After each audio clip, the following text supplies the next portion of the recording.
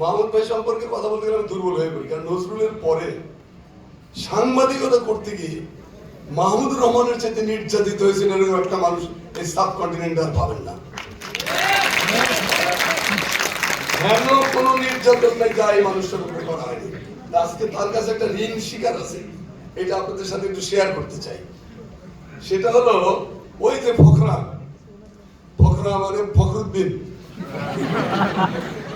ফখরা আর ওই মইনা এই মইনা ফখরা মিলা তারা ডিসিশন নিল ইসলামের কাঁধে চড়ে, মানে ইসলামের ঘাড়ে চড়ে, কি যে কবর একই রকম হতে হয় সবখানে, কবরের মধ্যে উঁচু নিচু থাকাটা নাজায়েজ।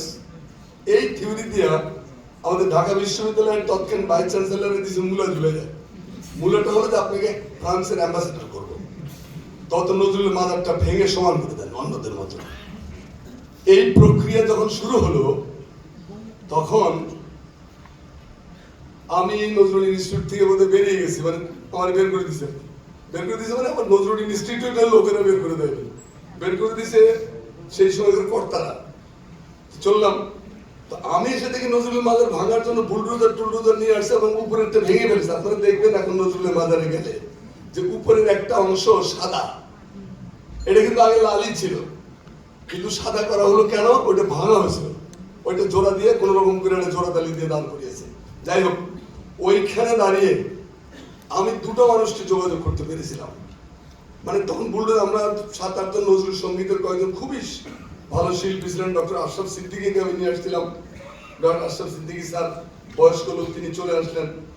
আরো অনেককে পেয়েছিলাম, বেশিরভাগ ছিল ঢাকা বিশ্ববিদ্যালয়ের ছাত্রছাত্রীরা। তো সেই সময় দুজন মানুষকে ফোন করলাম। তো একজন হলো আমাদের স্পিকার জমিরুদ্দিন সরকার, আর একজন হলেন মাহমুদ ভাই। মাহমুদ ভাইকে বললাম, মাহমুদ ভাই এই সরকার যে ইন্ডিয়ার মানে একেবারে দাসস্ব দাস, ইতরস্ব ইতর, এই ইতরস্ব ইতর গভর্নমেন্ট তো নজরুলের মাজার ভাঙতে আসছে। নজরুলের মাজার তো ছোটখাটো জিনিস না, তো বাংলাদেশের মানুষের আত্মার সাথে সম্পর্ক, রক্তের সাথে সম্পর্ক। এটা কি করা যায়? আমি এখনই রিপোর্টার পড়েছি, ফটোগ্রাফ রিপোর্টার দিয়ে মাহমুদ ভাই একদম ভরে দিলেন। আর স্পিকার সাহেব আমাকে জানালেন যে আমি ফখরাকে বলে দিয়েছি যে আপনারা যেসব ডায়লগ দিয়ে আসছেন সেই সব ডায়লগ নিয়ে থাকেন, নজরুলের মাজারের আর একটা ইটও যদি খসে তাহলে আপনাদের কোনো অবস্থা থাকবে, বেখবর হয়ে যাবে। নজরুলের মাজার ভাঙতে গিয়ে আপনাদের নিজেদের মাজার রচিত হবে। সেই দিন মাহমুদ ভাই একটা মাত্র পত্রিকা, আর কোনো ভাইজান আমাদের পাশে দাঁড়ায়নি সেদিন। মাহমুদ ভাই আমার দেশ একটার পর একটা রিপোর্ট, সমাবেশে যা যা করা দরকার সমস্তটা করে সেদিন নজরুলের মাজার আমরা রক্ষা করেছিলাম। আজকে তার ডক্টর জাহেদ, আমি নিজেই তার অনুরাগী, কাজে ডক্টর জাহেদকে প্রশংসা করে তাকে ছোট করবো না, তিনি তার যুদ্ধ জারি রাখেন, এটি প্রার্থনা করি।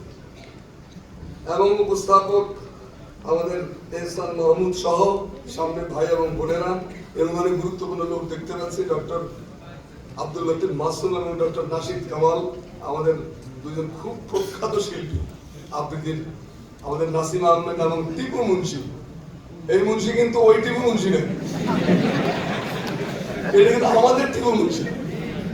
যাই হোক, আমি আমার কথায় চলে যাই।